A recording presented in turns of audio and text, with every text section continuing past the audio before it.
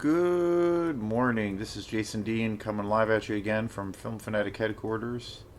It is Tuesday, March 10th at 11:21. Hope everyone's doing good. So yeah, it is a Tuesday, beautiful day. We've had some amazing weather. I think one day it almost reached 68. I was out of town for a bunch of days.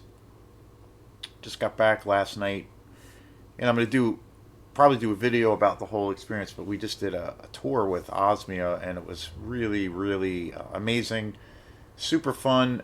So I'll probably do a video talking about kind of the whole experience. This was like, I guess technically the third tour that we've done as a band. We did one big one last year, and then we did a smaller, shorter stint late in the summer of 2025, and then this year we did a tour that was a little bit on the shorter side, but there was a lot of traveling. We went to, well, the farthest point we went to was Washington D.C., and then we basically kind of worked our way back to Maine from there. Super fun. It was one of the greatest things about doing these shows with Osmia, and it really goes back to just being a fan of music. The sheer amount of bands that we have gotten to play with and bands that I've gotten to see and hear for the first time is kind of staggering. And these are all like new, kind of contemporary bands that are just doing really cool and unique and interesting things. And to me, that is like, worth the weight of gold for me. That's just so inspiring. So, yeah, it was a really great experience. So we got back late last night. I'll be doing a video probably about the whole experience, like kind of a recap video. So, obviously, during that time, I was not able to do any videos for the channel. So, really excited to be back at it at a, pretty, for the most part, back to a regular routine on making videos. It's funny too because obviously when I was out of town and we're traveling around, I don't get to watch movies at night, and I'm so used to doing that, and I kind of go through this weird, almost like withdrawal. Even though I had a great time and we do other things, like some of the gigs were on the later side at night, so we got home on 1 o'clock or 2 in the morning, and stayed up a few of the nights pretty late. And some nights we actually went to bed relatively early, just because there might have been maybe 8 hours or 7 hours of driving plus the gig, so a little tired. But the thing is, the first thing I was like wanting to do when I finally got home was watch a movie. So I watched a Paul Naschy movie. So yeah, and I realized how much. I mean, we're all creatures of habit, but I realized how much I missed just sitting on my couch and watching a movie. So that was like literally like my priority when I came home. So anyway, it's really nice to be back this Friday, and today's Tuesday. This Friday, I'm really excited. I'm going to be going to go see Friday 13th, Part 4, the final chapter at Black Bear Cinema in Orono. I went there a couple weeks ago, 3 weeks ago, I think it was, to see Friday 13th, Part 3 in 3D, and that was just an amazing experience. So much fun. Some of the most fun I've had in a theater in a really long time. So I'm really excited to see the final chapter on the big screen. I've never gotten to see. The only Friday 13th movie I ever saw in the theater, and I was a really little kid, was Jason Lives, which I actually really love that movie as well. But pretty much, Jason Goes to Hell is absolutely amazing. I really love Jason X. But I kind of feel at the end of the day, the best movie in the franchise is Chapter 4, the final chapter. I think that one is just the best. It stars the amazing Ted White as Jason Voorhees, who is my favorite actor slash stuntman who's ever played Jason. So really, really excited.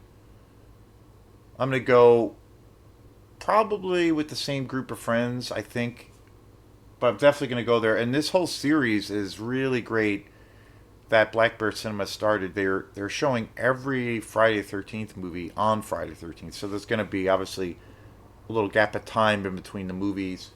So this Friday is Friday the 13th. So I mean, shit, it doesn't get any better than that. So I'll definitely do a show on my whole experience of seeing it in the theater. Because, again, as many times as I've seen these movies, and I just watched all of them, I think right up until we left for tour, I finished watching all Friday the 13th movies for the billionth time. And I've been doing these other videos on the channel where, I like to talk about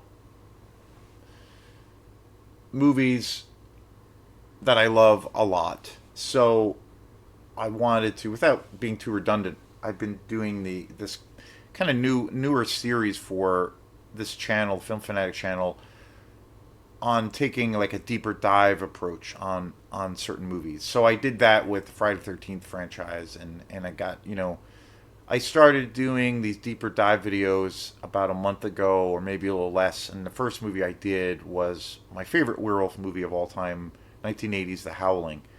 So that's kind of where it started. And I've been getting some good feedback on these deep dive videos from fans. And again, I want to thank people supporting this channel. We got some new subscribers, people commenting on the videos. I do respond to every comment that is on any of the videos. I definitely do that, and I love. To me, that's so much fun to find other people out there that are just really excited about movies. So it's just great. It's super fun. So I really appreciate all of the love and support.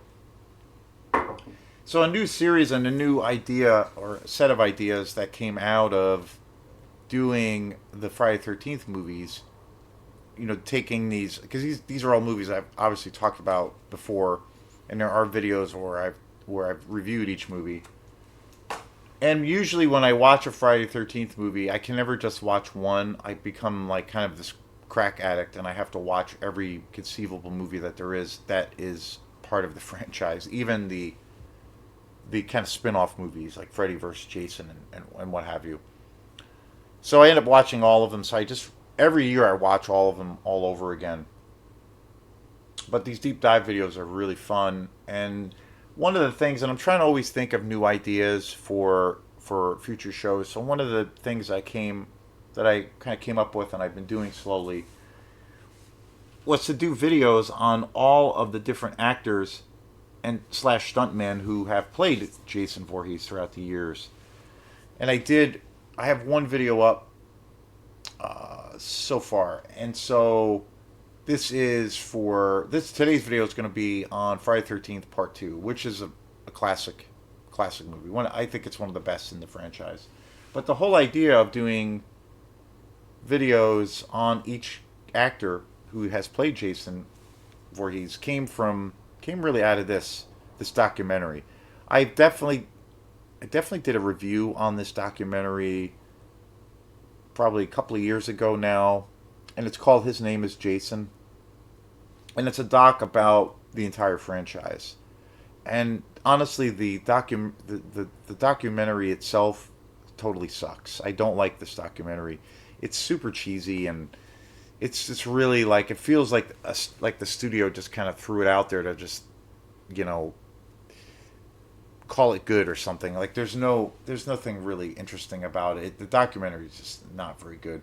But the thing that's really awesome about this DVD, it's a DVD, is that there are special features on here, but there's a whole special features component of where they interview every actor who has played Jason Voorhees, and that section it's part of the special features is absolutely awesome. I watch that all the time whenever I watch the movies. It's really good. It's basically, they interview every actor who has played in Friday the 13th, and played the iconic Jason Voorhees, they go, and it's basically these real kind of unedited, real candid videos of where each actor talks about how they got the gig and all of the variables, around it, the relationship with the fans, and it's just really great, really, really interesting. And the interesting thing is I've never seen, and I'm sure it does exist on like, because I know there are I think there's at least two or three editions now of the Friday 13th movies on Blu-ray and 4K. I have a really beautiful edition, a box set that came out a few years ago, and I know there's updated versions of where, because the box set that I have, it doesn't include all of the movies, which unfortunately is it's kind of lame, but it only goes up until it covers, it has all of the movies from the first one, the very first Friday, and it goes up to Jason Takes Manhattan. But it doesn't have Jason X, it doesn't have Jason Goes to Hell, and it doesn't have the Friday 13th reboot from 2009, which is super lame. But there are box sets out there now that have every movie, and I think even the Freddy vs. Jason movie, which is another amazing film. So, but anyway, I own all the films on Blu-ray. Well, I take that back. I don't own Jason Goes to Hell, nor do I have Jason X, nor do I have Freddy vs. Jason on Blu-ray, which I definitely need to get an upgrade. I'm really happy with those DVD editions of those films, but they definitely need an upgrade. The rest of the movies in the franchise, I have all really beautiful Blu-ray versions of them. So watching this, again, every year I watch these movies, and then I always watch the doc or the interview segment on this DVD. I'm always like, yeah, this is just so great. It's really interesting. And when I watched this again for the billionth time, I was like, oh, okay, this would be kind of a cool idea for a series of videos where I talk about each actor who has played Jason Voorhees. So this is the second video in this series for what I'm going to be covering Jason, the two actors. This is a really unusual story, I think, too, and really unique. It's basically, I'm going to be talking about two actors more or less at the same time, but this is going to be about the actor who played Jason Voorhees in part 2 of Friday the 13th, which came out in 1981. So the credited actor, it's a really interesting and wild story. I didn't know anything about this whole story or any of this controversy until I, watched this, DVD. And I've never heard about this story anywhere else. I think one of the actors that more or less kind of got screwed in the making of part 2, I have seen his name come up where he has gotten a lot more notoriety or respect, and I do believe he does go to lots of conventions for Friday 13th and different horror conventions. But for years and years, Warrington Gillette has been the credited actor who played Jason Voorhees in part 2. Part 2 is one of those movies too that is very much, as a fan of horror and in general as a fan of the Friday 13th movies, it's definitely a movie that is really near and dear to my heart because, when you talk about movies, when you say you saw them at a particular time or a certain age, that you can be in a real certain place, say emotionally even, and that particular movie, and also obviously the same thing happens with anything in the arts, a book that you read at a certain time in your life, or a band that you hear for the first time, or a band's record, it can be really impactful and really kind of shape your whole kind of world, like where you're kind of learning about the world and you're trying to like figure out shit, and that experience can be really impactful and help shape somewhat of what your reality becomes or what is in the future for you. And part two was really one of those movies. It was really impactful. It was one of those movies that generally scared me when I was a kid. And I still think that this movie has these elements that are, you know, where the Friday 13th franchise is huge, obviously. But I think there's a few movies in it that are generally scary. I mean, mostly they're fun, campy slasher exploitation movies. Like that's what they are, and they're just fun escapism. But there's a few of the movies in the franchise that I have always felt are actually kind of scary. There's always that thing where I've talked about as much as I love horror films and I watch horror movies all the time. The actual pool of movies that I think, at least that I've seen, that are like legitimately scary, like that movies that actually creep you out and make you want to kind of leave a light on at night is, for the most part, it's not that big of a pool. There's not a whole lot of movies I think that really do that. There's obviously a good amount, but in comparison to most of the movies that I watch, I feel like they're really fun, they're entertaining, they're just satisfying. I love the creepy atmosphere. But, when you think of movies that legitimately scare you, it's a little bit of a different thing. I think, some movies that I feel are really creepy and scary. The first Texas Chainsaw Massacre, I think that's legitimately a scary movie. I think, the first time I saw Halloween, it was legitimately scary. I think a newer film, relatively newer film, that's one of the scariest movies I've ever seen is Lake Mungo. It's an Australian movie. Legitimately scary movie.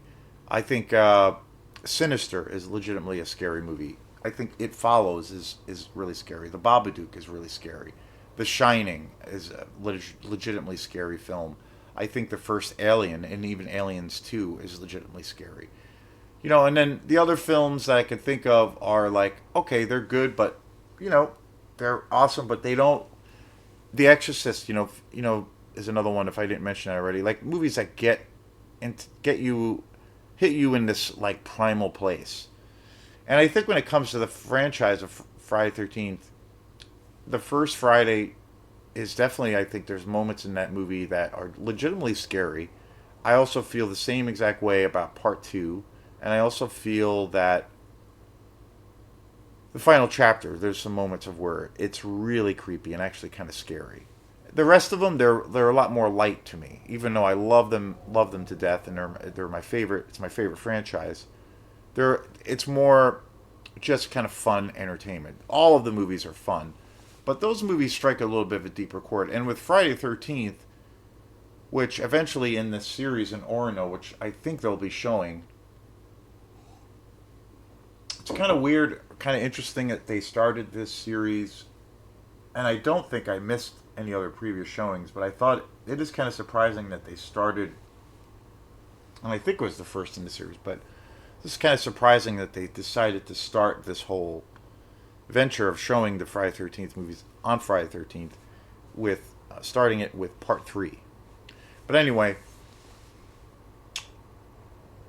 I love part 2 a lot. That movie I've always loved it, but there are moments in that movie that I think are legitimately scary along with the first one. I think it's a real it's obviously a really big uh, arc in the story in Friday the 13th, because this is the first time where we see Jason Voorhees at the very tail end of the first movie. But this is the first movie in the series of where he's like a fully realized character, and he is the killer. And the other thing too, I remember seeing it when I saw this movie as a kid. The thing that scared the shit out of me with Friday 13th was like we don't see the killer or Jason Voorhees at all in the movie for quite a bit. We get little shades of, like, we see his legs, or we can tell he's walking, or his the point of view from his angle. But when there's the actual reveal of Jason Voorhees, there's that scene in part two of where he is like hiding under this, or he's hiding in this bed. And one of the main characters comes in the room, and he jumps out of the bed, and but he's got the white hood with the one eye. I think that that is one of the scariest things ever. I think for horror. I think it's still like just watching this movie again for the billionth time, it still has that impact to me. Where when you, because it's a while, it's a maybe 40 minutes or so into the movie when they finally show Jason Voorhees for the very first time, which is an iconic moment for the franchise. It's legitimately scary because with his whole like he's wearing these like really grody, dirty kind of like overalls and like jeans and shit, and but then he's got this white hood on, and it's so legitimately creepy and scary. Like I think it's one of those moments. But Warrington Gillette has been credited for years as being that Jason Voorhees, and he, I've seen interviews with him for over the years, and many, well a lot of I've seen when I was a kid I used to get Fangoria magazine, and I don't know if it's still, I think it's still published, but that again, Fangoria is like the biggest horror magazine in the world. And I remember as a kid, like I used to buy Fangoria all the time, and it would be so awesome because you would read these little interviews with the different movies that were coming out, the different horror films, a lot of American films, but then also some foreign films. So it was amazing. But I remember as a kid always seeing Warrington Gillette, in being interviewed about his experience playing Jason, and also, kind of like in the history. When it comes to like the history of Friday the 13th, like that's a pretty major thing, and unlike the first movie, the first Friday the 13th, where Jason is only in the movie for like 5 minutes, not even 5 seconds. In part two, he's a fully realized character, and he is like one of the main characters, so he's in the movie all the time. So for years and years, I'd always seen Warrington Gillette. It was kind of also, it's hard to say. I'm not really sure exactly when it started, but I think around when part two came out, and it was a very successful horror film, coming off of Friday the 13th, which was a phenomenal box office hit. It kind of set the world on fire, considering how low budget it is. Just crazy.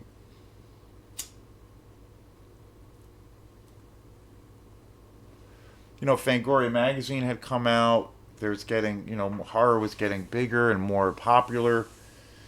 Of course, the birth of the Friday 13th franchise, that led to a massive explosion in the world of exploitation horror films, and especially slasher films. One of the most influential franchises ever. I do feel that if Friday the 13th didn't exist, the slasher genre would not be what it is today. It would be a totally different thing. I think it would still exist because, when you do trace back, sometimes people will say, every now and then I hear that people say that, just the other day I was watching someone on YouTube and they were talking about slasher movies, which is my favorite genre. And they were talking about slasher movies and kind of the most important movies in the genre, the most influential, what have you. And you always hear, and this guy was talking about the first Friday the 13th movie and the franchise, but then also talking about John Carpenter's Halloween. And kind of didn't go really into anything else really before that, which I feel is kind of a crime because a lot of the times, and I think it's maybe a generational thing, as much as I love those movies, they didn't start they didn't start the slasher genre. That there's, if you trace it back, it goes back quite a bit further. So it kind of does a little bit of a disservice when people refer to like Halloween as being like the blueprint for slasher movies or the most influential, or maybe even going as far as saying That's where the genre started, because it's not true. There's actually movies that a handful of movies that came out before that, and then also you can even go back even further with like some of the Giallo films, Sergio Martino films that had, movies like Torso that are virtually slasher movies. So you go back even further, and then a big one too, which I just recently saw for the very first time, is Mario Bava's Bay of Blood, which is really a slasher movie, and that predated everything, even Black Christmas. So, but anyway, I've talked about that a lot before. But so Warrington Gillette, when I think kind of when after the time frame when Friday 13th Part 2 came out, which was 81, was kind of the maybe where like the whole horror convention thing started happening, where suddenly there was like this big fan base, and people were having these conventions of where they would host a convention where actors could come and sign autographs for fans, and they could sell merchandise and posters and all these things. And I remember always seeing Warrington Gillette as a guy who was at a lot of these conventions and was a pretty out and about person and personality in the world of horror, and especially being known and credited for playing Jason Voorhees, one of the most, such a household name. I mean, I really think when it comes to Jason Voorhees, out of all of the the horror icons that are out there, I think it's probably safe to say that Jason Voorhees is probably the biggest household name, as far as where pretty much everybody knows who Jason Voorhees is, even if you're not a fan of horror, or I would say even if you've never even seen any of the movies. When you think of the great icons of horror, and with slasher movies or just horror movies in general, I mean, I think of obviously Leatherface being my favorite, Freddy Krueger, Michael Myers. I always throw Pinhead in there as well, from the Hellraiser films, and then Jason Voorhees. But I would say that the most iconic, the most popular would be Jason Voorhees. I think you'd be really hard to find. You'd be really hard pressed to find somebody. You never know, but I think you'd be really hard pressed to find somebody who's never heard of Friday 13th or doesn't know who Jason Voorhees is. I think it could happen. Michael Myers too, I would say, is pretty huge. But so it's such an iconic character. It's such an established name. So Warrington Gillette, again, was this guy for years who has been credited for this whole thing, and so he became kind of a celebrity, basing his career. He went on to do other films, and became made a lot of money off of playing Jason Voorhees. And it wasn't until I watched this documentary where there's an interview with Warrington Gillette, and I still see him at conventions. Like, just recently, I've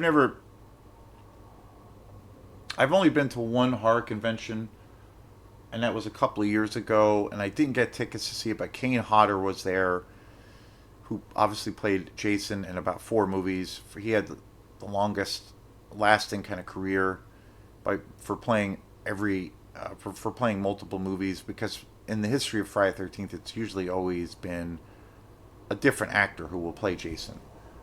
But Powering off. Kane Hodder's place in history in the history for the franchise is very different because of that.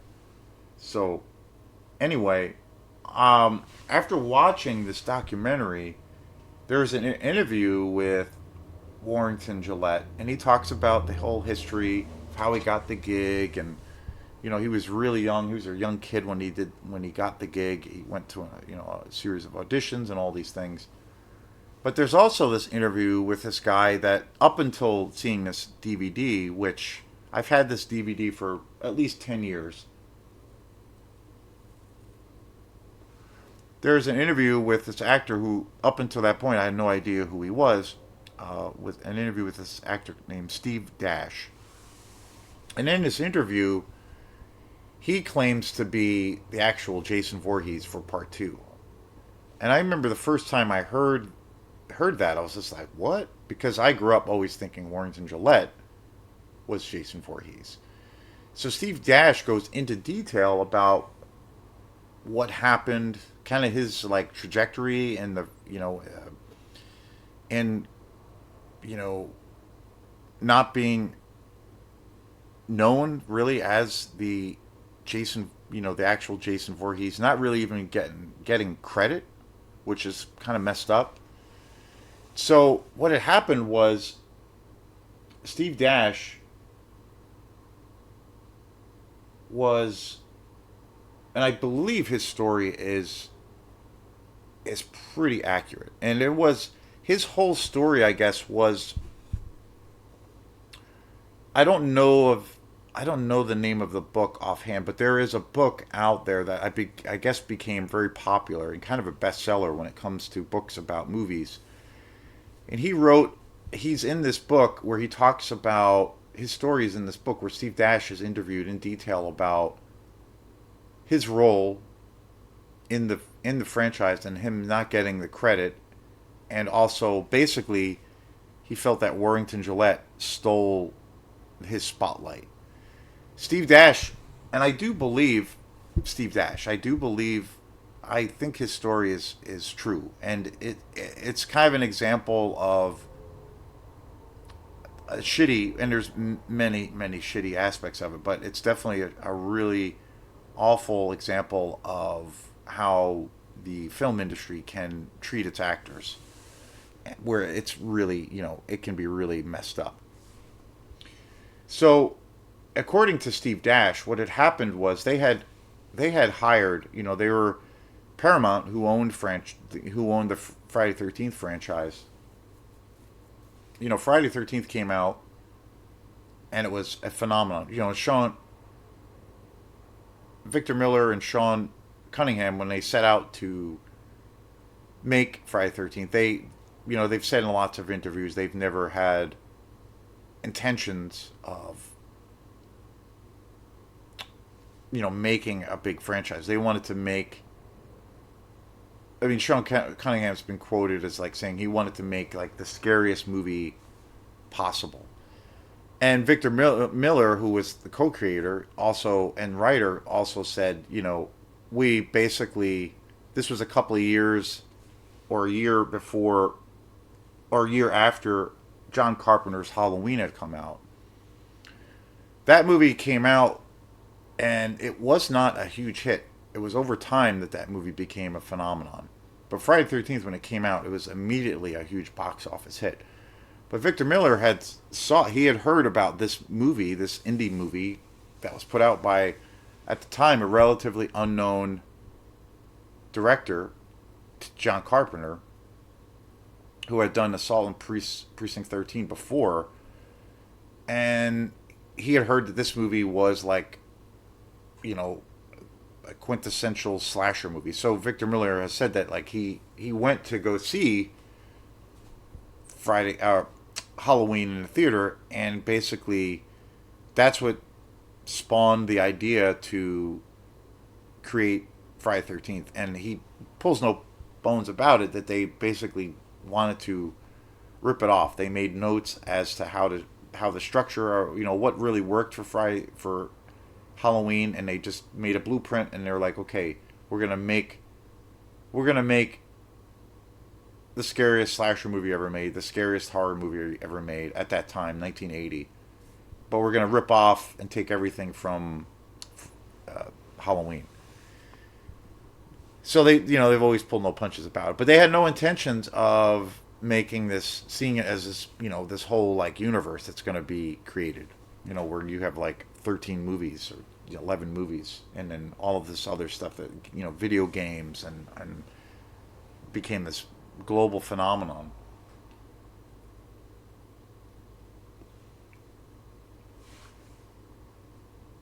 So after Friday came out and it was this huge phenomenon, they automatically, I think it was within days of the release of Friday 13th, because it was this little indie horror film, this little super low budget exploitation movie that just like set the world on fire right away. Paramount Pictures, which owned, and released all of the films, it was eventually sold to New Line Cinema. But at the beginning of the franchise, they were like, in the beginning, of all of these movies, Paramount put all these movies out, and from what I've gathered, like automatically they were like, we gotta make more movies, we gotta like capitalize on the success, and then that's what started the whole, you know, massive rise of Sean Cunningham and Victor Miller becoming, kind of the CEOs of this like big, enterprise, which this thing became kind of almost overnight, from being this tiny little indie exploitation movie, and it just became huge. Kind of similar, I think, in parallels to like the Texas Chainsaw Massacre, which was a movie that also like obviously this dirty, sleazy, low budget exploitation movie just blew the fuck up, and just tore the box office, up, and then that spawned the massive franchise that Friday 13th became. So every now and then, you have those, I don't know, lightning in a bottle kind of moments of where it just connects. So, and it, obviously got the attention of major studios, were, because these movies were shot for nothing. But so Paramount was like, we got to make another one. So they shot the second one, and then the rest is history. And then that became, just a huge franchise, the Friday 13th.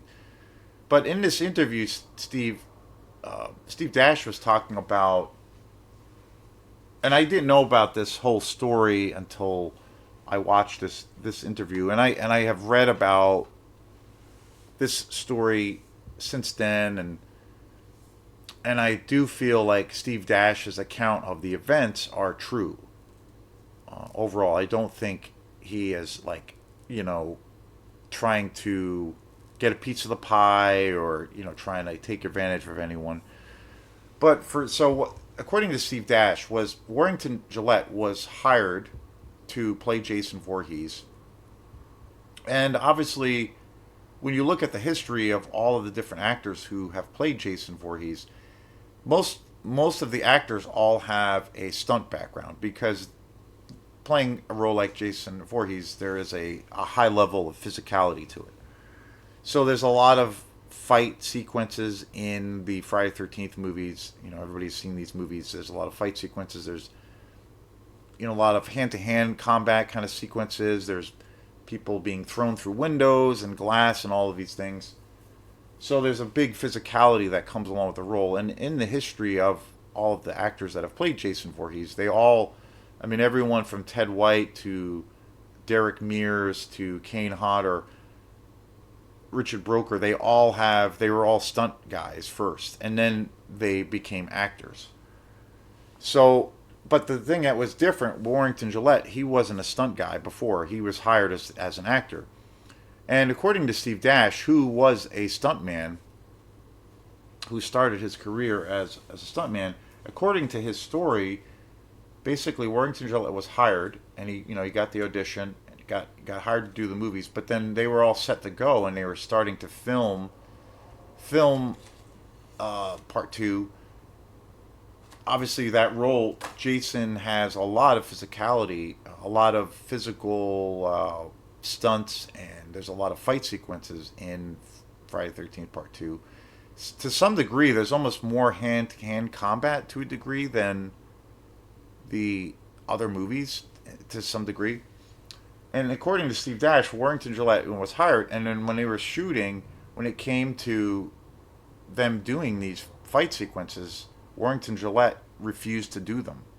He felt scared to do them, basically, because he didn't have any skills when it came to doing his own stunts.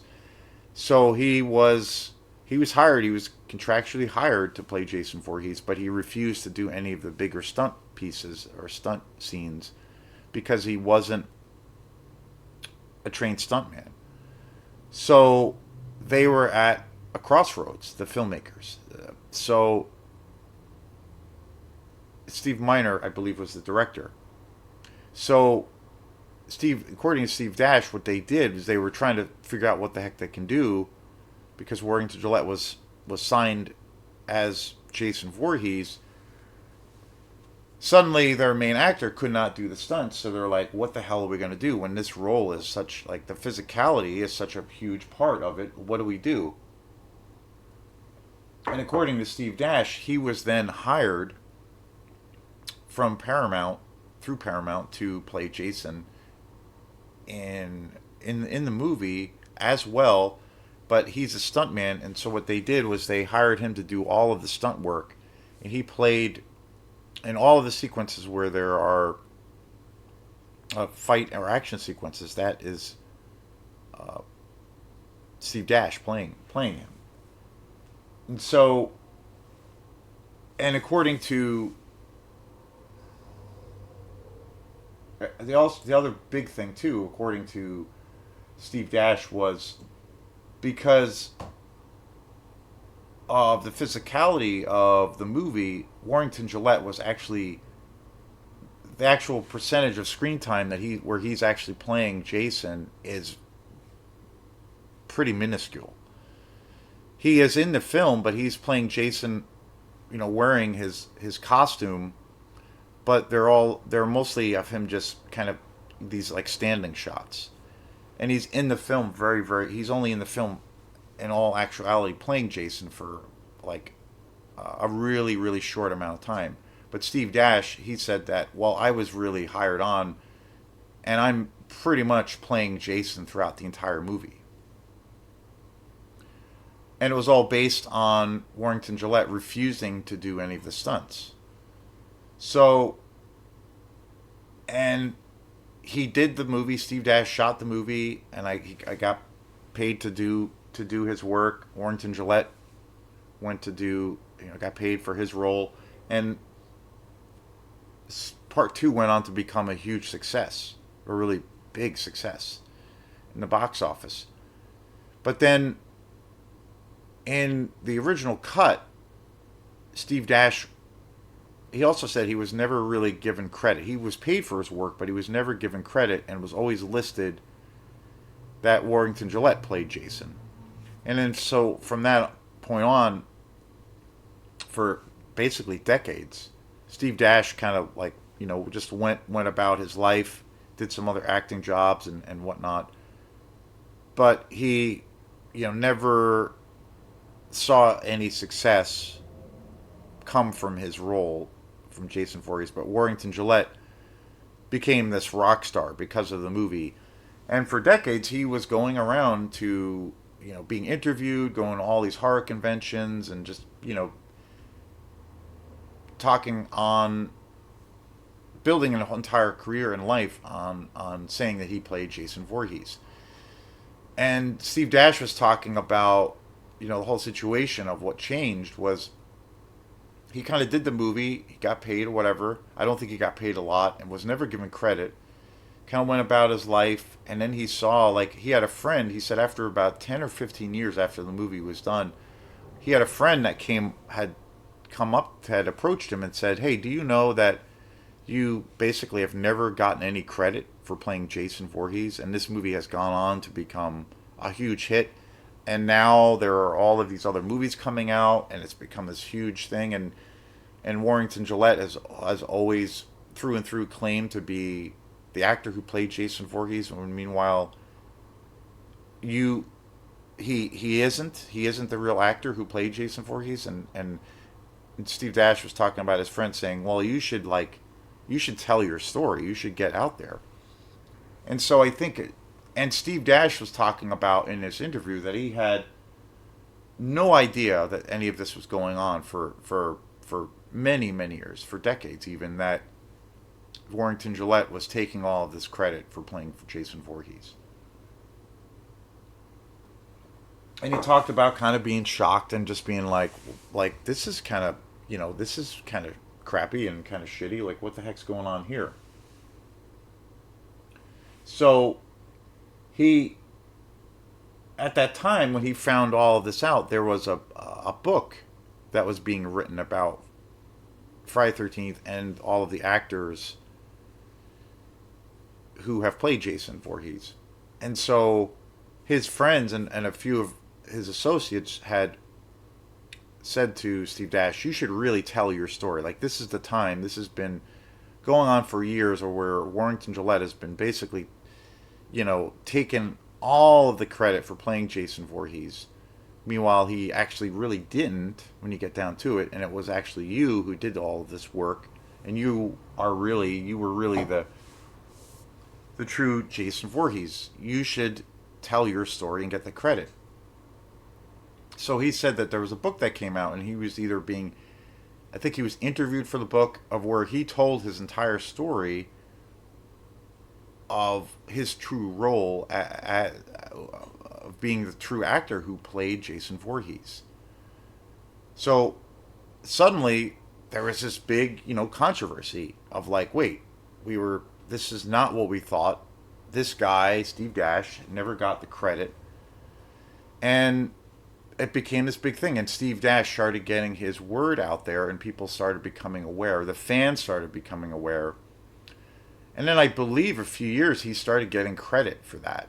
I think there is, I don't know the exact time frame or what year, but I do believe other editions of the movie that came out, like DVD, maybe Blu-ray 4K, which I think is the case now, but newer editions of Friday 13th Part 2 that were coming out, on physical media at the time, they were actually giving credit and listing to Steve Dash's name in the movie for the first time. And he was starting to get, I guess, royalty checks, because there was a lot of backlash because he was never given credit. So really interesting story. If you're a fan of the franchise,